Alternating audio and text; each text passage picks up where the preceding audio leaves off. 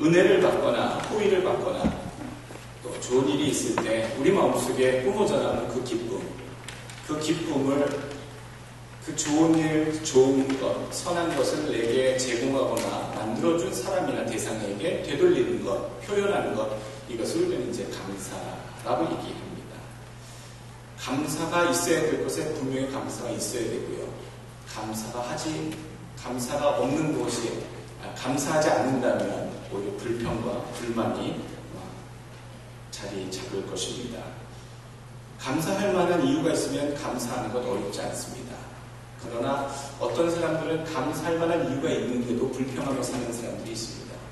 감사하는 마음이 생기지 않도록 불평으로 삶이 점철되어 있기 때문에 우리는 쉽게 감사할 수 있는 상황에조차도 감사하지 못하는 데가 있습니다. 참 미모가 뛰어난 여인네가 와서 한탄을 합니다. 너무나도 황홀하고 아름다운 자태로 와서 하는 말이, 나는 너무 예뻐서 미인 박복하여 사나가 팔자가 사나오니 이게 어찌 내게 행복입니까?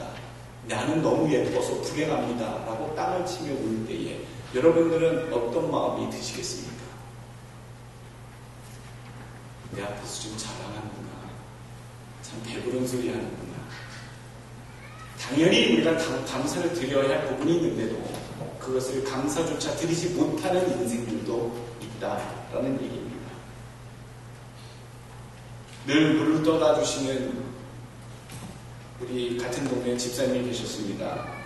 경기도 파주 법원리에 가게 되면 아주 깨끗하고 좋은, 몸에 좋은 약수가 나오는데 거기에서 늘 출장 가시기 때문에 항상 일주일에 한 번씩 물을 떠다 드신다고 하면서 우리 집에 장로님 댁에 물을 좀 떠다 드리겠습니다. 그렇게 하셨던 분이 벌써 7년, 8년째 그렇게 큰 통을 매주 드리면 그것에다 떠다 주시고 그렇게 얻어먹었던 기억이 있습니다. 처음에는 되게 귀하고 감사했습니다. 그 멀리 가서 무공해에 그 약수를 떠다 주신다고 그러니까 얼마나 감사합니까? 근데 한 몇 년쯤 지나니까요, 내 마음속에 왜 물 빨리 안 떠오시지? 물 떨어져 가는데. 감사한 마음이 사라지죠. 7, 8년 뒤에 더 이상 그쪽으로 출장 가지 않기 때문에 직장이 바뀌어서 물을 떠다 드릴 수가 없습니다 라고 그런 통보를 받았을 때 감사했었습니다 라고, 그동안 참 고맙고 감사했었습니다, 감동이 와야 되는데 왜 서운한 마음이 먼저 드는지, 거기에서 우리가 알 수 있다는 것은 무엇입니까? 지속되어진 호의나 은혜는요, 당연한 권리를 여기는 사람들의 심리가 작용한다는 얘기입니다. 사람들이 계속 도움을 받거나 위로를 받거나 은혜를 받으면 처음에는 그것을 있는 그대로 감사의 조건과 상황으로 귀히 받지만 그것이 계속되어질 때에 감사에 대한 체감은 낮아지고 오히려 그것이 당연한 것으로 여겨지고 요구하기까지 한다는 사실입니다. 여러분, 멀리서 찾으실 필요 없습니다. 집에 가셔서 우리 아이들의 모습 보십시오. 철이 들기 전까지 우리 아이들 모습 보면 당연히 우리 엄마가 나 맛있는 거 사줘야 되고, 나 좋은 차 사줘야 되고, 나 용돈 많이 줘야 되고, 당연히 부모는 그렇게 해야 되는 거 아니야? 라고 얘기하는 철이 덜 든 사춘기 이전의 아이들 보게 되면 여러분, 이 말이 맞구나 라는 생각을 하게 되실 겁니다. 10가지 중에 한 가지만 잘못해도 불평하는 사람이 있습니다. 9가지는 너무나도 잘되고 성공적이고 감사할 일이 가득한데도 한 가지 안 됐을 때 불평하고 낙심하고 근심하는 사람. 반면에 참 10가지 일 중에 9가지는 다 실패하고 망하고 제대로 된 게 없는데 단 한 가지 참 감사하게 잘된 일, 그거 하나만으로도 입에 미소를, 입가에 얼굴에 미소를 띠고 있는 사람도 있습니다. 감사는요, 조건에 달려있지 않다는 얘기입니다. 극악한 조건에서도 감사의 조건만 찾는다면 우리가 능히 감사할 수 있는 것이 감사다라는 얘기입니다. 감사를 잊어버린다면 여러분 얼마나 끔찍한 삶이겠습니까? 오늘 맥주감사절의 이 감사는요, 좀 독특합니다.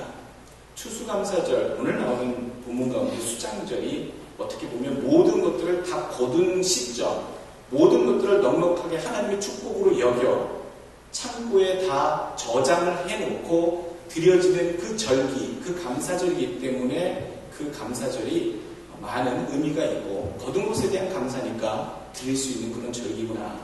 금세 이해가 되는 부분입니다만 맥주절은 그렇지 않습니다.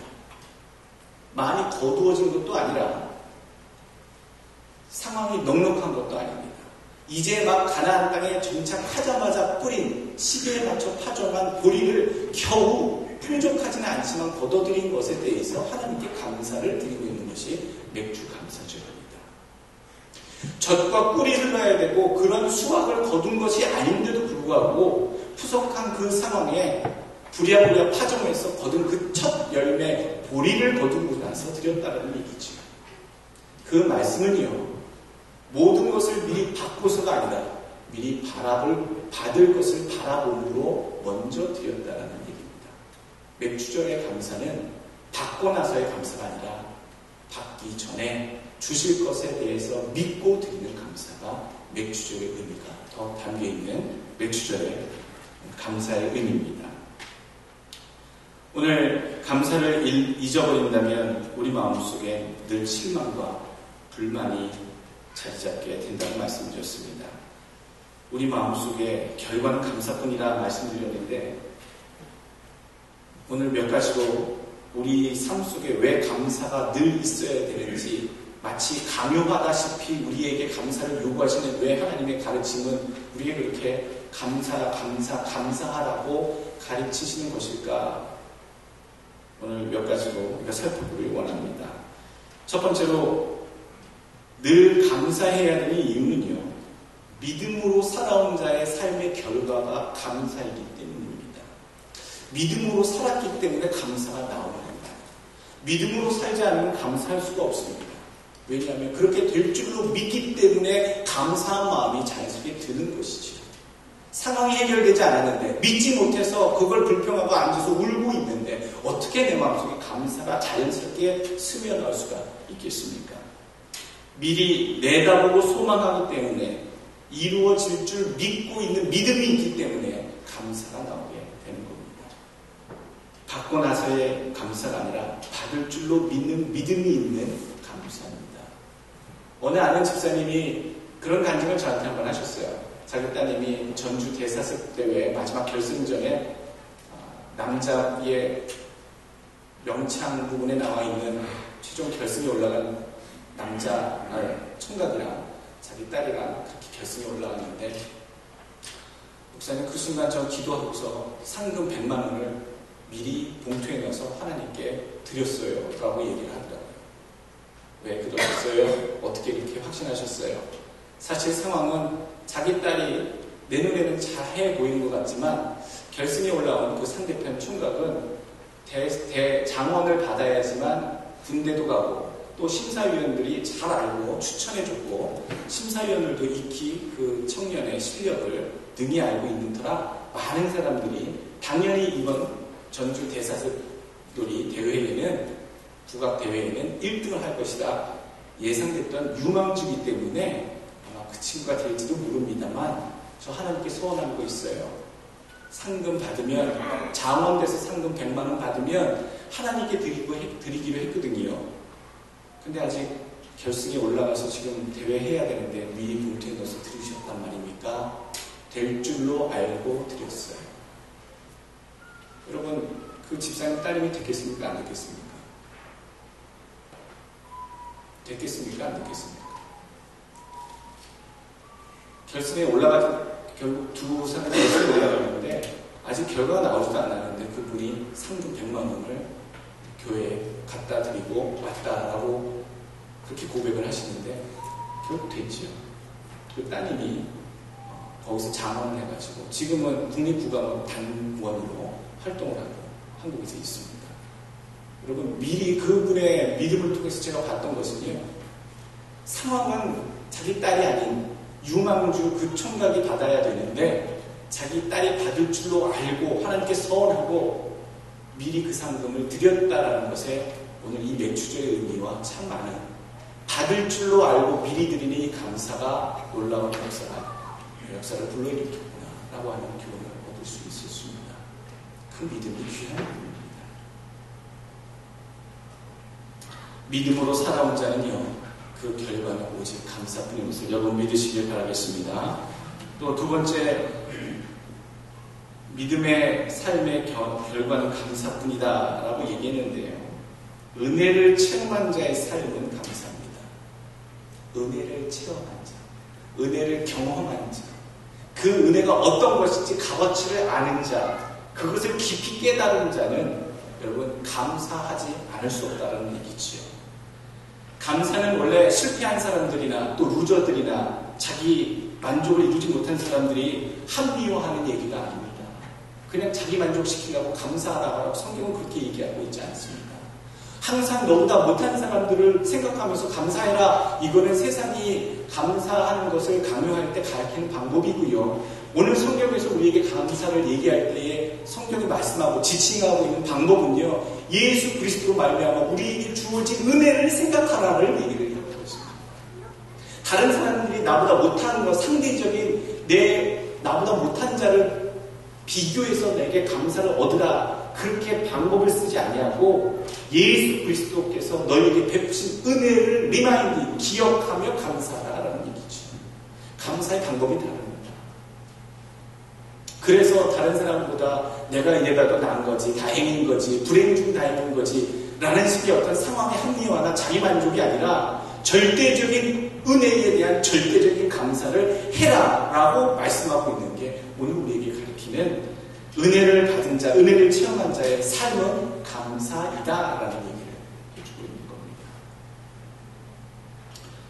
내가 구원받은 게 얼마나 소중한 건지, 얼마나 귀한 것을 내가 받았는지 아는 사람만 감사합니다. 어떤 상황이 와도 감사합니다. Go to hell. 여러분, 영어 욕 가운데 많은 욕들이 있습니다만 지옥에 나가라. 이 끔찍한 인생길, 마지막이 늘 이래야 되는 인생길이 Go to heaven으로 바뀐 인생들이 되었으니 얼마나 끔찍하게도 은혜롭고 감사한 상황이 되었습니까? 굶주린 자가 음식의 소중함을 알고요, 목말라 본 자가 물 한 방울의 소중함을 압니다. 렌트비 못 내본 자가 집의 소중한 자, 소유한 집의 소중함을 알고요, 또 가지지 못한 자가 또 주어졌을 때의 그 소유물에 대해 고귀한 줄 알지요. 은혜는 분명히 체험한 자만이 그 가치와 그 소중함을 알 수 있습니다. 그래서 그 은혜를 체험한 자는 감사가 나는 줄로 믿고 여러분의 삶에 그 은혜 체험한 감사가 넘치시길 주의 이름으로 축원합니다. 세 번째, 결과는 감사뿐입니다 라는 말씀드린 오늘 감사의 종류에 대해서 모든 일에 감사라는 얘기입니다. 모든 일에 감사. 감사의 종류에 대해서 얘기하고 있습니다.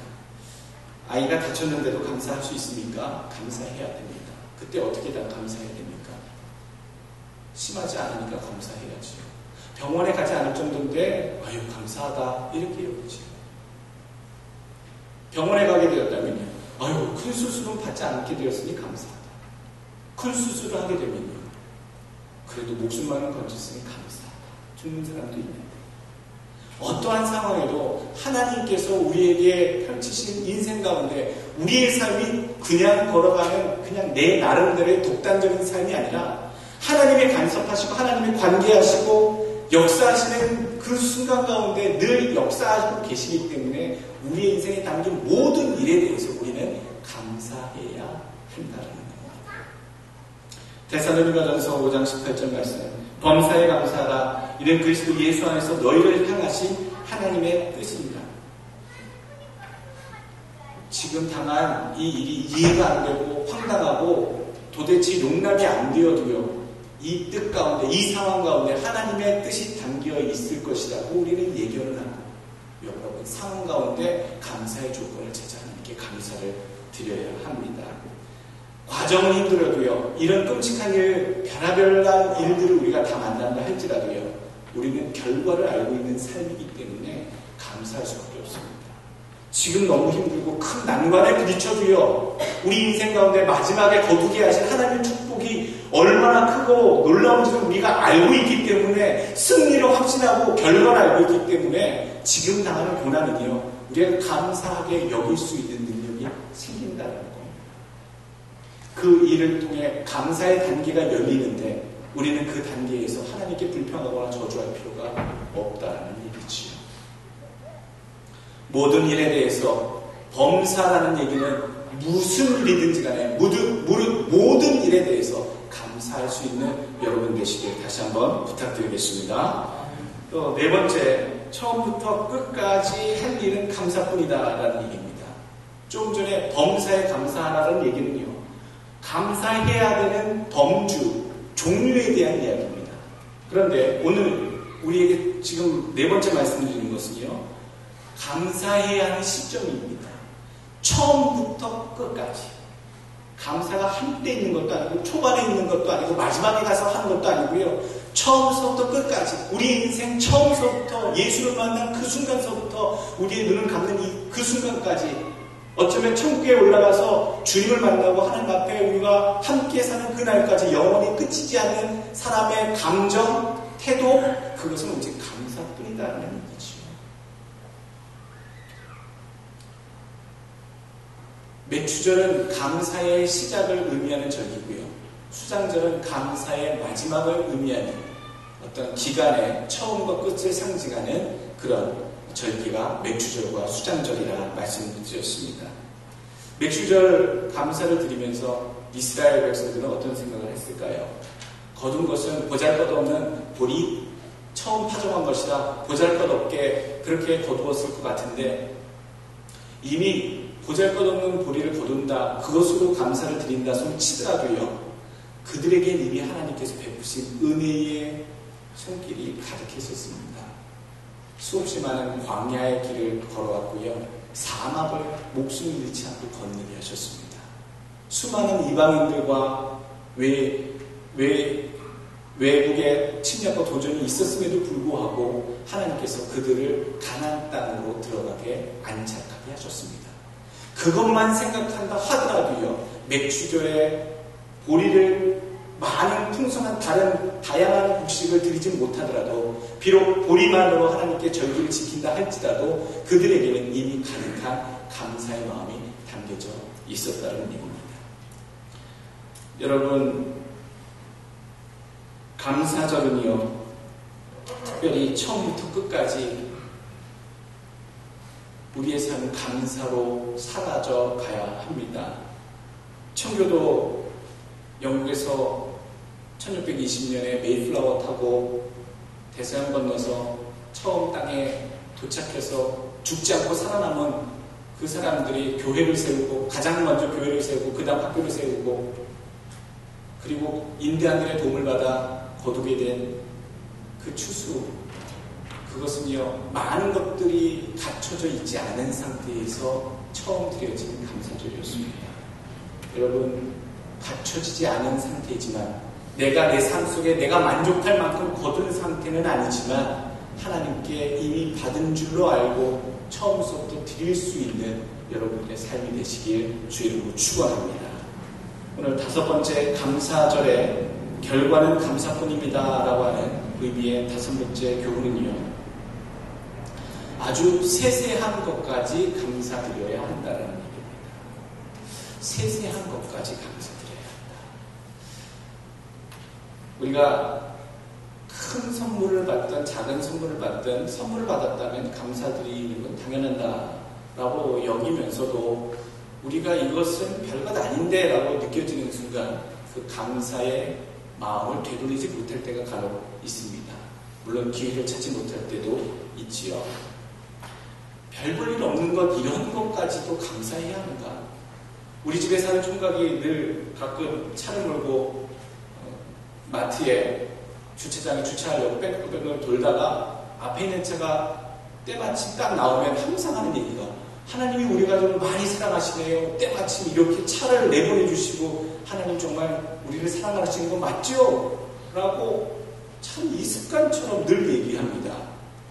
그러면 속으로는 참 별것을 다 갖다 붙이는구나, 이 총각은. 이렇게 생각이 됐음에도 불구하고 물론 교육적으로 맞아, 당연하지, 하나님께서 주의 백성들이, 주의 사람들이 가는 곳마다 필요한 것과 상황들을 다 공급하시고 알아서 간섭하셔. 그렇지, 잘한다. 그렇게 대답을 했습니다.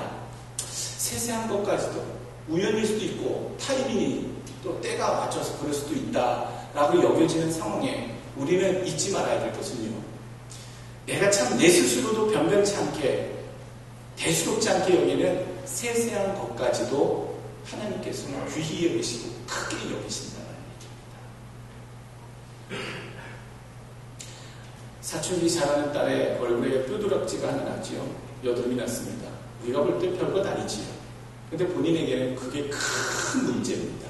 사춘기 소녀에게 처음 난 여드름은 여러분 얼마나 큰 의미의 고민거리고 상심거리인지 사춘기적 여러분도 생각하시면 기억나시지요. 근데 다른 사람들이 보기에는 아무것도 아니고 그냥 뾰루락지, 늘 나는 이런 걸로 여기실 수 있습니다. 그러나 그것을 크게 보시는 분이 있으시다는 거예요. 엄마는 그렇게 안 보더라고요. 아이고 너 속상하겠다. 왜냐? 자기 자신도 사춘기, 처녀적, 소녀적 여드름이 처음 났을 때 속상했던 그 느낌을 알기 때문에 엄마들은 그것을 가볍게 여기지 않고 그래 세수 많이 해라, 약 발라라 그렇게 얘기하시는 거겠지. 내가 가지고 있는 변변치 않은 상황에서 하나님 상황에서 크게 보시는 분이 계시는데 바로 그분이 하나님이십니다. 하나님이 별변치 않은 것까지도 그렇게 크게 보실까? 내가 모르는 내가 여기는 중요하고 큰 일에 대해서 하나님이 관심 가져주시는 것도 감사한데 내가 스스로도 변변치 않게 여기는 일에 대해서 하나님이 그렇게 여겨주실까? 오늘 성경은요, 분명히 그렇게 여겨주신다고 말씀하고 계십니다. 오늘 누가복음 12장 7절 말씀이 이렇게 얘기하십니다. 너희에게는 오히려 머리털까지도 다 세신 바 되었나니 두려워하지 말라. 너희는 많은 참새보다 귀하니라. 21장 18절 너희 머리털 하나도 상치 아니하니라. 야, 하나님께서 참 대단하시다. 너희의 머리털을 세고 파악하고 계시는 절대자. 우리의 머리털이 여러분 하루에 300개에서 500개가 빠진다고 합니다. 정상 성인의 머리털이 하루에 빠진 게 300에서 500개. 그리고 자라고 다시 머리에 뿌리 모근에서 나오는 게 200에서 300개. 그러니까 늘 하루에 한 100개씩은 손해본다는 얘기지요. 정확히 그 순간 그 하루치의 머리를 어느 누군가가 기계인가가 우리의 스스로의 머리털을 세본다고 해도 참 셀 수 없고 파악하기 힘든 게 우리가 가지고 있는 머리털의 개수인데 성경은 그 절대자, 능력자, 지존자 하나님께서 너희의 머리털을 다 세신 바 되었다라고 얘기하실 정도로 우리의 세세한 것까지 별것 아닌 것까지도 다 염두에 두고 계시다는 말씀을 확증해주고 계십니다. 그러니까요, 여기서의 결론은요, 내가 별로 중요하게 여기지 않아서 감사드리지 않아도 될 것들, 감사드려야 하는데 드리지 못하고 잊어버렸던 것들, 내가 스스로 하찮게 여김으로 하나님이 그걸 기억하시고 감사에 그것이 크든 작든지 간에 기다리고 계시는 것들에 대해서 드리지 못한 것들이 있다면 우리는 당연히 감사드려야 한다는 겁니다. 별것 아닌데도 감사드려야 합니다. 크고 작은 것이 떠나서 우리에게 감사의 조건이 보인다면 우리는 감사를 드려야 하는 것입니다. 우리의 삶에 이렇게 마음을 드셔보시면요, 내가 작은 것까지라도 감사하겠다라고 생각해 보시면요, 우리의 삶이요 풍성합니다. 우리 몸속에서 엔돌핀이 그냥 나오는 게 느껴집니다. 참 생각해보면 나는 지금 10가지 중에 9가지 주신 것 9가지나 받았네라고, 나는 그 한 가지 못 받은 게, 한 가지 못 이룬 게 너무 억울하고 분하고 마음에 확 치이고 그것 때문에 전전긍긍하고 있는데 카운트해보니까 세보니까 10가지 내 둘러싼 일들 가운데 9가지나 이미 되게 해주셨구나 라고 느껴지는 상황들이 우리 삶 속에는 참 많다는 얘기예요. 하찮은 것, 세세한 것까지 하나님께 감사할 줄 아는 성도들 되시길 주의 이름으로 축원합니다. 오늘 마지막에 감사, 결과는 감사뿐입니다 라고 하는 것에 마지막 6번째 교훈은요, 하나님이 찾으시는 게 감사라는 거예요. 누구를 향해요? 그 자녀들에게, 구원받은 자들에게 기다리고 찾고 계시는 것이 감사하는 모습입니다. 감사의 모습을 찾고 계시고 요구하고 계시다. 그리고 더 나아가서요, 그 감사하는 모습을 믿음으로까지 연기해서 판단하신다라는 얘기입니다. 오늘 누가복음 17장 16절 말씀, 예수의 발 아래 엎드려 살해하니 저는 사마리아인이라. 예수께서 대답하여 가라사대 10사람이 다 깨끗함을 받지 아니하였느냐? 그 9은 어디 있느냐?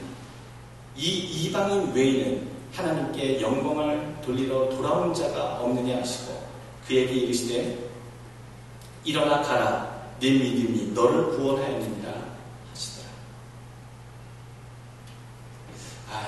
그냥 은혜를 베푸시고 문둥병자 10명 고쳐주셨으면 좋아가지고 그냥 뛰어가서 자기의 병 고침을 기뻐하고 동네로 돌아가고 가족으로 돌아갔으면 됐지, 예수님은 또 이렇게 사람들이 와서 감사하기를, 고맙다고 좋아하려 발 앞에 무릎을 꿇기를 기다리셨던 것인가? 예수님이 그렇게 좀 쫀쫀하신 분이신가?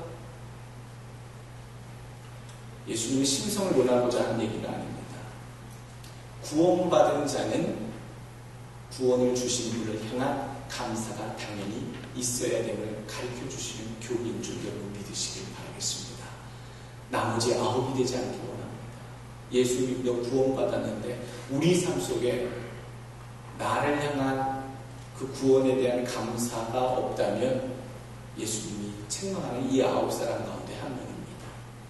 우리는 늘 하나님 앞에, 주님 앞에 감사할 수 있길 바라겠습니다.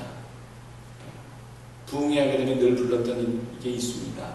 감사 감사 예수, 감사 감사 예수, 감사 감사 예수 내 맘에, 감사 감사 예수, 감사 감사 예수, 감사 감사 예수 내 맘에.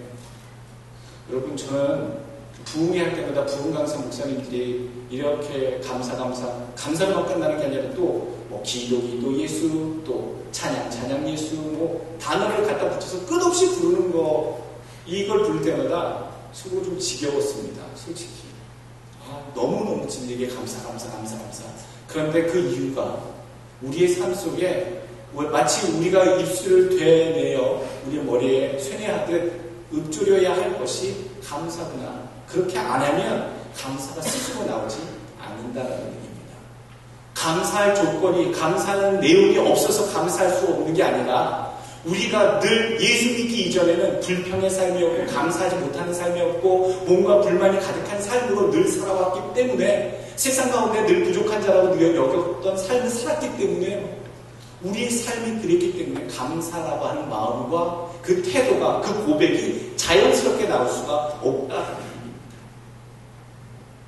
세상에서 가장 감사가 쉬우면서 어려운 것입니다.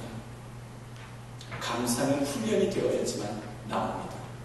아이들이 인사하는 거 우리가 얼마나 야단치면서 가르칩니까?